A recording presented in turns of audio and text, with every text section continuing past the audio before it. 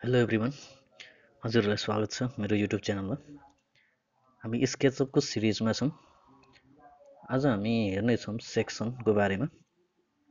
Section कसरी use गरिन्छ स्केचअपमा भन्ने कुरा आज हेरौँ। यो सेक्सन निकाल्नलाई हजुरहरूले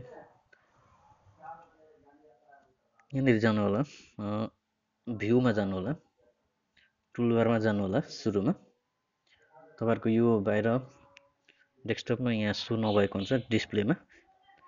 अब त्यहाँनिर डिस्प्लेमा सो गर्नको लागि चाहिँ हामीले यहाँनिर गएर भ्यू भन्ने हामीले सेक्सन भन्ने यहाँनिर छ, यसलाई टिकमार्क गरेर यहाँनिर निकाल्न सक्नुहुन्छ। अब यसलाई हामीले यहाँनिर लिइसकेपछि कसरी युज गर्न सकिन्छ भन्ने कुरा हेर्नेछौँ। अब यो भित्रको हामीले रुमलाई काटेर हेर्नेछौँ। सेक्सन भनेको चाहिँ काटेर हेर्ने हो। अब यसलाई हामीले कसरी काटेर हेर्ने त भनेर अब कसरी युज गर्ने भन्ने कुरा हेरौँ। मैले यो साइडलाई फिक्स गरेँ। यो साइडबाट मैले सेक्सन काट्न चाहेँ।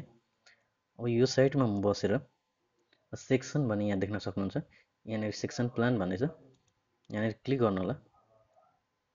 यहाँनिर क्लिक गरेँ मैले। सेक्सनको यहाँ नाम दिन सक्नुभयो। सिलेक्ट गरेर म यो सेक्सनलाई अनि यसलाई मुभ गरेर हामीले मुभ टुलले यसरी हामीले आवश्यक भएको ठाउँमा हामीले यसरी मुभ गरेर लान सक्यो। हाम्रो भित्रको सेक्सन यसरी काटिनेछ यसरी। अब हामीले एक साइडको सेक्सन काट्यो, अब अर्को साइडको पनि सेक्सन काट्नु पर्यो भने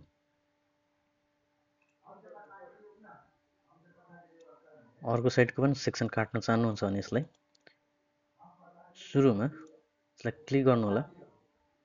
यसलाई मैले सिलेक्ट गरेर यसमा क्लिक गर्नु होला। डिस्प्ले सेक्सन कट भनेको छ, यसलाई एकचोटि क्लिक गर्नुभयो भने यसो कट भएको देखिन्छ, फेरि अर्कोचोटि क्लिक गर्नुभयो भने कट नभएको यसरी सो हुन्छ। अब यसलाई सुरुमा सिलेक्ट गरेर सिलेक्ट गर्नु होला अनि मेक ग्रुप गर्नु होला। मेक ग्रुप भइसक्यो। अब यो साइडको पनि हामीले सेक्सन काट्नु पर्यो भने यो साइडमा यसरी राख्नु होला।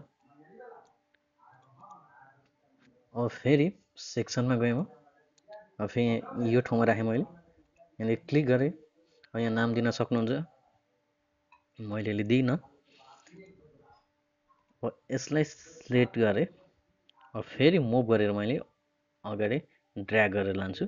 मलाई कति कुन ठाउँसम्म काट्ने हो, कुन ठाउँबाट काटेर हेर्ने हो सेक्सन, त्यो ठाउँमा मैले यसरी काटेर राखेँ।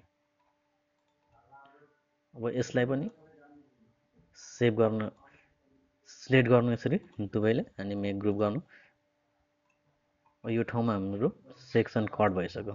हामीले एक ठाउँबाट मात्र पनि काट्न सक्यो। हामीले आवश्यक अनुसार यो सेक्सन यसरी युज गर्न सकिन्छ।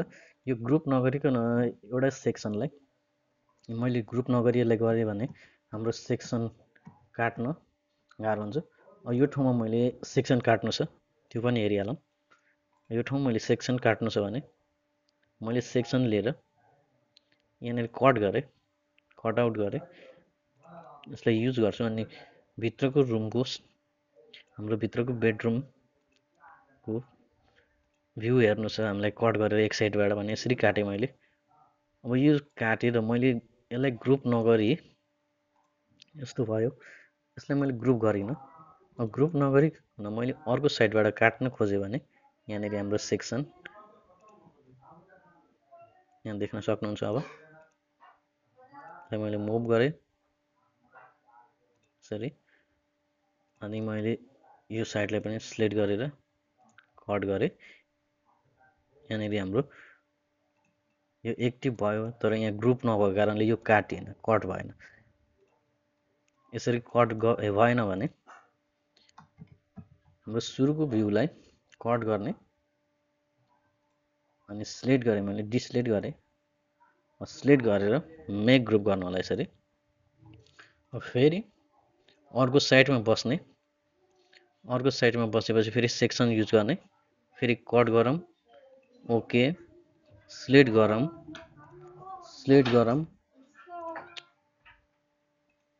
अनि त्यस पछाडि यहाँ मुभ गरौँ, यसलाई रोटेट गरौँ। अब यहाँ देख्न सक्नुहुन्छ हाम्रो सेक्सन कट भइसक्यो। यसलाई पनि हामीले सिलेक्ट गरौँ र मेक ग्रुप। अब यहाँनिर फिल्ड भ्यू कसरी युज गर्ने यो ठाउँमा त्यो पनि हेरिहालौँ। फिल्ड भ्यू युज गर्नको लागि हामीले क्यामेरामा जान्छौँ अनि यहाँनिर गएर फिल्ड भ्यू भन्ने छ, फिल्ड अफ भ्यू भन्ने, यहाँनिर क्लिक गर्नु होला। अब हामीले सेक्सन काटेर भित्र हामीले कति एङ्गलमा हामीले युज गरेर यो फिल्ड अफ भ्यूलाई युज गरेर कति एङ्गलसम्म यहाँ युज गरेर भित्रको भ्यूलाई हामीले हेर्न सकिन्छ, देख्न सक्नुहुन्छ। यहाँनिर 45 अथवा 35 हामीले field of view angle set गर्न सकिन्छ। यसलाई चाहिँ हामीले यसरी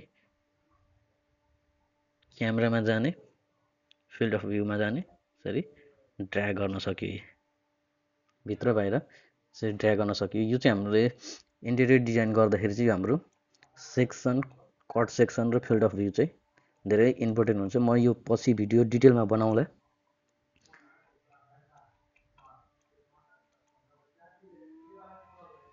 देख्न सक्नुहुन्छ।